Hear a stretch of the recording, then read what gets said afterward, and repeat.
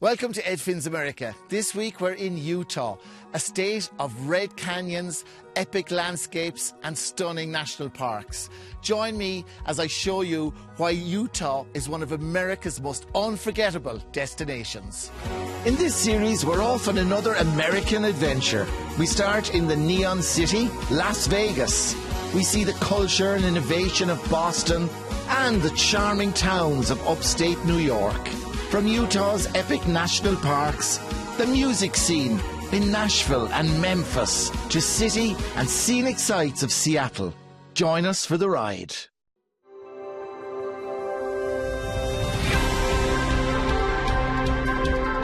Utah is otherworldly. It's about 3 times the size of Ireland, with a population of just under 3.5 million.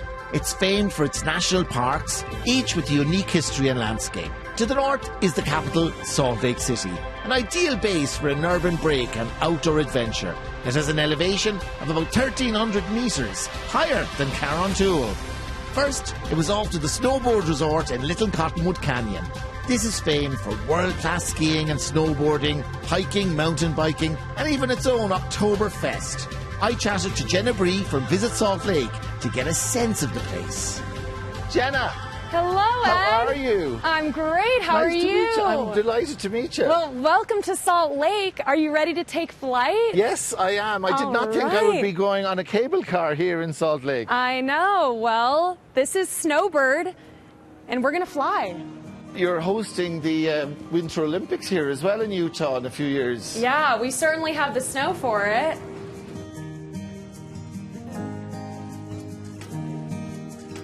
So this is the aerial tram at Snowbird. They've got more than 3,000 vertical feet of skiing here. Average annual snowfalls, 500 inches. It is just a skier, snowboarder paradise. It's not just for winter. No, you can ride the tram basically year-round. A great way for everyone to get to see the mountains. I always say that Salt Lake is kind of a base camp for the mountains, right? You're gonna stay in the city, you're gonna eat an amazing meal, you're gonna drink amazing drinks at a great bar, and then you're gonna come into world-class mountains with amazing mountain biking, hiking, and the winter. Coming to Salt Lake is so seamless. I mean, the airport is 12 to 15 minutes from downtown. You can actually take transit. We have the TRAX, which is our light rail system. You can just hop on that at the airport and come right downtown, or it's like a 15-minute car ride. It's Delta's Western hub, so we're continually adding flights. You can really experience something wonderful, and there's lots of different ways of doing it. But it's incredible that you can do the mountains in the morning and then get back and have an amazing lunch in the afternoon. It's so close. I mean, the mountains are 45 minutes from downtown, and you just get in your car and drive. And in the winter, we actually have a ski bus. So you can take it to the bottom of the canyon, and you can take public transit to get to skiing, which is great. You don't have to take your car up if it's snowing a lot. That's one of my favorite things, so I don't have to worry about driving on the roads. We do get a lot of snow. Yeah, I know, because we're going to have a great lunch in Caputo's after this, and you have a great market deli as well. Yes, yeah. Love Caputo's, real authentic Italian. You know, as I said, we just have such an incredible intersection of culture and diversity in the city that really surprises people, because people know Salt Lake for the skiing and how great it is, but you don't want to skip the city because you can just have amazing food, amazing cultural experience. It's just the best of both worlds, you know? Yeah, well, you know Utah's motto, life elevated. Yes. I've never been so elevated. I know. We're We're at U.S. Imperial System. We're at 10,500 feet right now. Wow. Jenna, thank you so much. This is Of course. Thank you for coming. Absolutely a fantastic experience. So, life is literally elevated here in Utah in lots of different ways, but this is such a great experience. I love it. The Snowbird.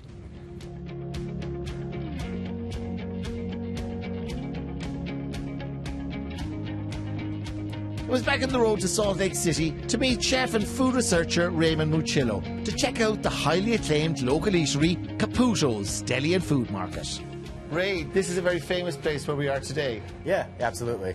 They've been here for about 97, and when they opened, the idea was to provide a family place so they could explore Italian deli and some Greek food. So you combine sightseeing with food. What could be better? Yeah, absolutely. It's a really nice way to show off the city culture and talk about city history. And we like highlighting some of our local spots to go eat. As chefs, it's just kind of important to us to share what we love.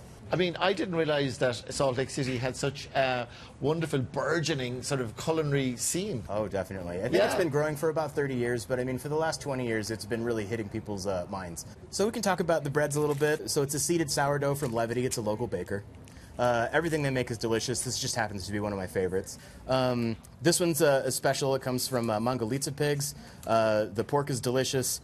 It's garlic and black pepper and a little bit of oregano and some pepperoncini, and then there's some orange zest in there. It's very complex and delicious. Wow, it looks fantastic. At the top end of salami. It's delicious. It's so good. I love it so much. This is Cremonelli's meats. That's one of his calabrese pieces. It's flavored with Calabrian chili. Ah, Calabria. I worked there for 6 weeks. It's lovely, right? Yeah, and the chilies are good. They have a great taste to them. So these ones here, I mean, if you go to Italy and you order calabrese, you're going to get just Calabrian chili, right? Yeah. Isn't it great? I love it so much. Wow. So this is the Calabrian chili, and this one's Casalingo. Casalingo is a family recipe from him, and he's very secretive about it. So it's definitely flavored with some garlic and some black pepper. There's probably some oregano and thyme in there, but I'm honestly just guessing. Well, serious quality. I'm glad you enjoy it. I love it here so much. Beautiful. So the chocolates these are wonderful award-winning chocolates from here.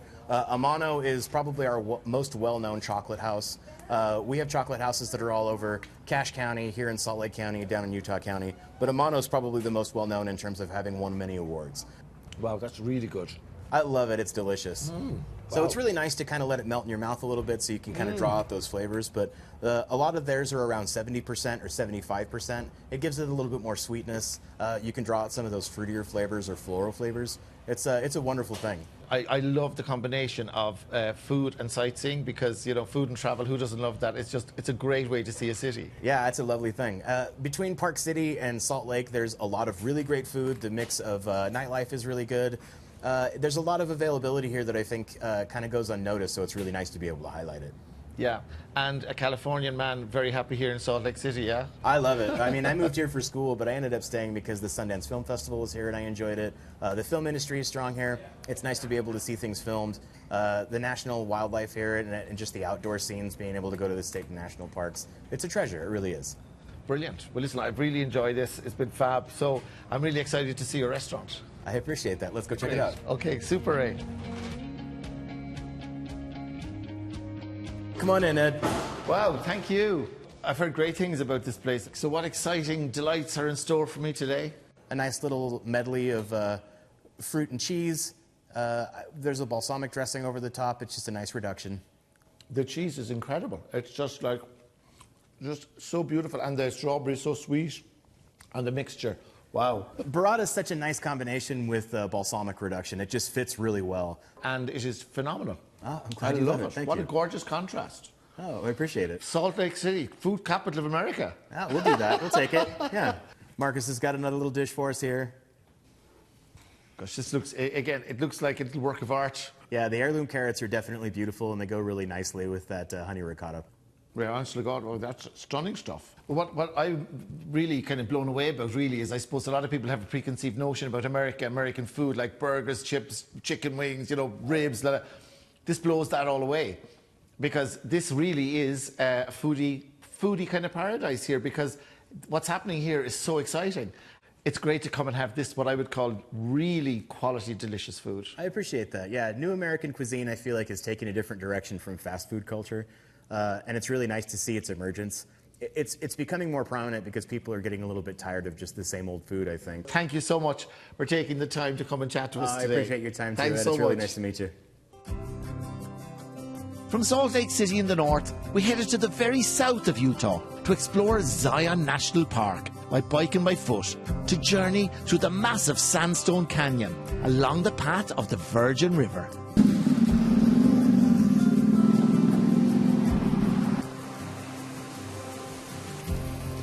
Okay, guys. Thanks a lot. Yep. See you later. Maybe.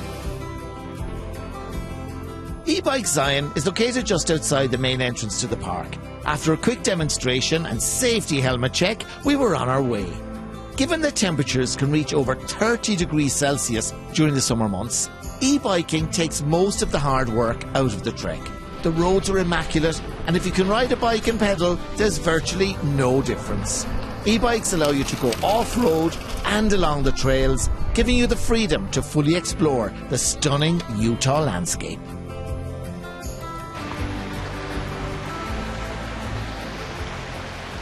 So I'm continuing my epic adventures here in Utah, and I'm in the Zion National Park e-biking today, and now I'm starting my hike into what's called the Narrows. It's this beautiful hike into the water, but I mean, I don't think I've ever been anywhere that is just an assault on the senses in the most incredible way. This place is unbelievable. There are buses through the park, but cycling lets you set your own pace and stop whenever you want. Just pick up supplies before you start. Zion is huge, about 229 square miles, nearly 2/3 the size of County Dublin.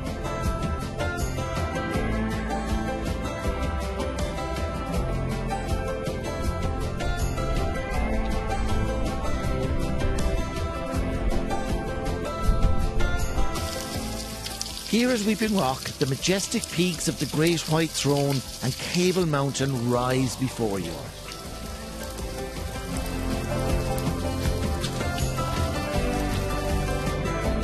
From there we continued on foot, heading deeper into Zion along the banks of the Virgin River.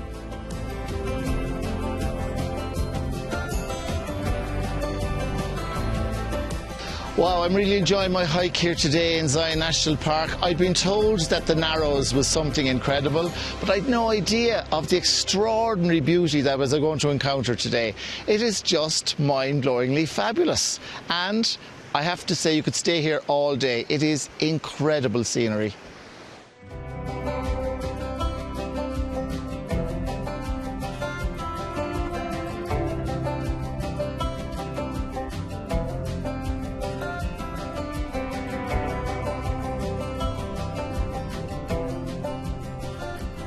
It was time to leave the landscape and wildlife of Zion behind and head east for canyon horseback rides, sand dune adventures, and a truly unique museum. America, and Utah especially, is made for exploring. The freedom of renting a car and hitting those big US highways makes it hard to imagine travelling any other way. Road trips bring unexpected adventures, just like this stop. A short hike here leads to the remarkable Toadstools Hoodoo.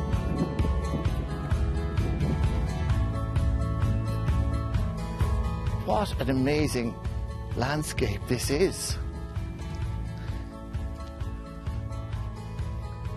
It's like I'm in front of some sort of a deity or something.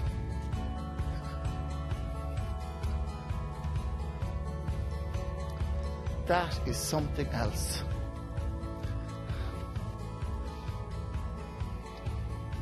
A big thanks to the guys at Kane County Tourism who told me not to go to Bluff without stopping off here at the Toadstools, at the Hoodoos.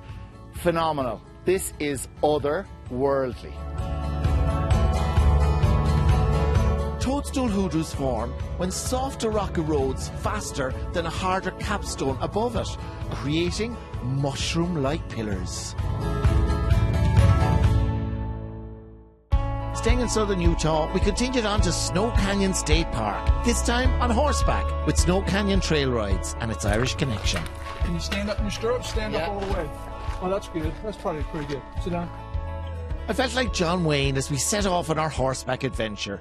To reach the sweeping panoramic views of the Red Mountain Wilderness, we followed a steady mountain trail that climbed higher and higher. The only rocky road I like is ice cream. Step by step, our trusty steeds carried us all the way to the canyon summit, where the landscape opened up in spectacular fashion. Hey, welcome to the ride. Are you happy with your horse? Yeah, he's brilliant. Pizarro, yeah? He's a Dutch warm blood. All these horses are Dutch warm bloods, and they're performance horses. They do mostly retired show jumpers or horses that didn't make it in the show jumping ring for whatever reason. We breed, raise, and train them to sell. Patty went to the Netherlands in mid-'80s and purchased 3 Dutch warm bloods, a stallion and a couple of mares to start a breeding program. And eventually that turned out that stallion was really talented, and she She ended up taking him to the Olympics in Atlanta in 1996, and he medaled there. And the rider was an Irishman named Damien Gardner. Wow. And he was riding for the Irish team. Oh, So, incredible connections. yes, Huh? kind of goes full circle, huh? Yeah, delighted to be here. Utah, I mean, it's such, like everywhere you look, it's just beauty. It's, Yeah. it's stunning. Everything east of here is the Colorado River Plateau. Everything north and northwest of here is the Great Basin. Everything south and southwest of here is the Mojave Desert. And, you know, all the geology is exposed, so there's a lot for geologists to look at. A lot of places, everything's flat and everything's under the dirt, so they don't get to see it. So 180 million years ago, during the early Jurassic Age, all of what's now the state of Utah and even parts of the surrounding states were covered in sand dunes, kind of like the Sahara Desert is now. And eventually water came in with water minerals, and they leached down into sand dunes, and the minerals caused little quartzite grains of sand to adhere to one another. That's what formed all the sandstone you see all around you.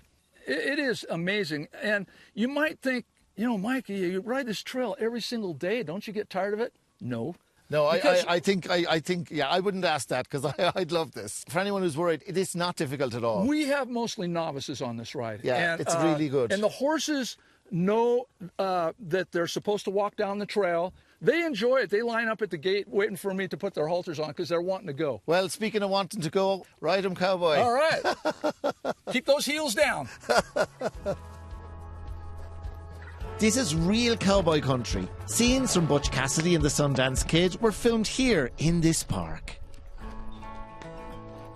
What a great way to see this stunning landscape on horseback here today at Snow Canyon Horse Trails. Totally unique. A must-do when you come here. Loved it. Next, it was coral pink sand dunes to meet Josh from Rome Outdoor Adventure. Well, Ed, welcome to Coral Peak Sand Dune. Brilliant, this is amazing. I mean, I actually, you know, it's my first time in Utah. I didn't realise that you had sand dunes and dune bashing as well. Amazing, this is incredible. And this is all natural. Yeah, all this is natural. So this all came from, all the sand is kind of remnant of an ancient ocean, if you will. So when all the continents were all one continent, Pangea, right? You had a body or a river that connected the ocean into the continents. Then your continents split and it locks in, the mountains form, locks in all that water.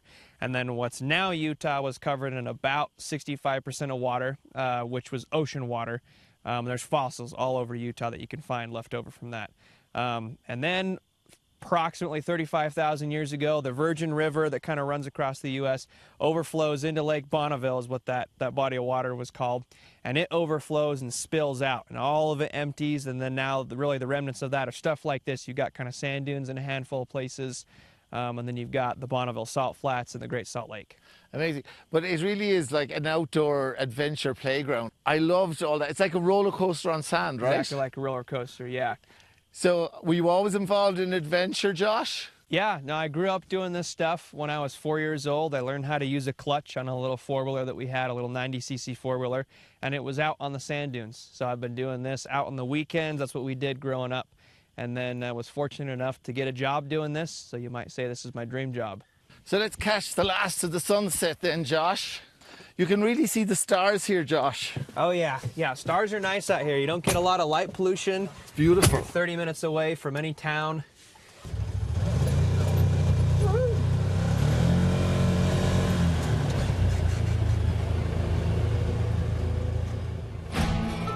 The next day, we were back on the road for a visit to the unique Once Upon a Time in America Museum, where the Grossmans share a remarkable treasure trove of rare Americana from their 30-year collection. Hello, Hey, welcome. How are you? Good, how are you doing? I'm great, Welcome, great to meet welcome you. to Once Upon a Time in America Museum and Yes. Smoke Wagon Saloon. I've heard this is a step back in time. It is, it definitely is. Great. So you're Yeah. going to show me around? Absolutely, please come Well, on in. Thank you. But I mean, this is phenomenal stuff here. I mean, from the outside, Dom, it looks like deceptively small, and then you come into this Yes. sort of massive slice of Americana and Yes. history, and you do go back in time. So, I mean, you have some amazing things here. Baseball signed by Babe Ruth. Yes. You've got Abe Lincoln's hat, and that amazing signed document with John Hancock. Yes, so that piece is basically legalizing piracy for the colonists and then transitioning into the Wild West, which that was a very important time for America. Very dark time, but very important time. And Butch Cassidy, I mean, he just lived Yeah, he nearby. he only lived about an hour and a half away from here. This was Butch Cassidy and the Sundance Kid state, pretty much, where they did a lot of their train robberies. So that's why they would have many hideouts. I believe you're going to take me now somewhere exciting. Yes, yeah? We'll go on into the car section of the museum. And you'll see here from all different years and models of all American muscle. And these two Shelbys were the last ones that actually Shelby himself worked on before he passed away in 2012. I mean, I remember when I was a kid getting models of these for my Scalextrics. Yes. And this is absolutely incredible. A 1970 Shelby GT350. Yes. Oh, wow. And then there's the GT 500, and then there's the GT350 KR. And so the KR was made to be able to rent. So for like Hollywood stars and such like that, they would go, oh, I don't want to buy it. I just want to rent it, drive it around. So that's why they would make them into a convertible, and they made very few of them. That is phenomenal.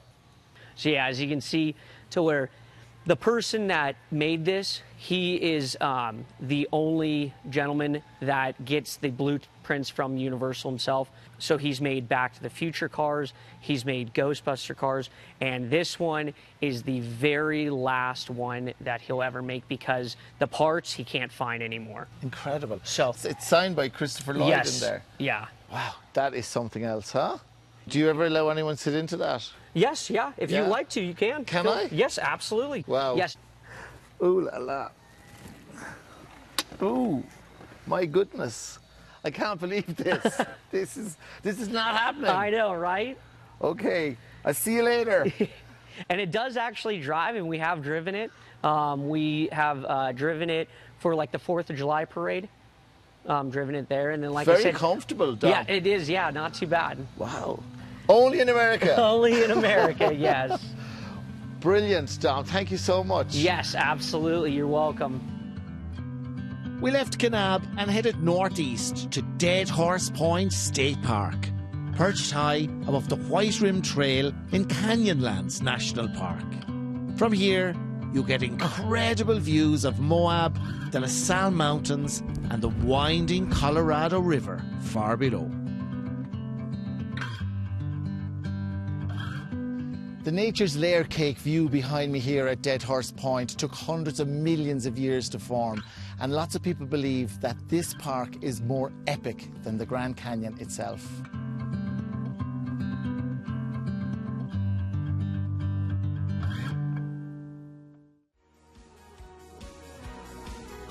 What an incredible week I've had here discovering Utah. Here you can really enjoy that quintessential American Wild West road trip experience. Utah delivers jaw-dropping experiences and scenery around every turn. Life is elevated when you visit this truly magical place.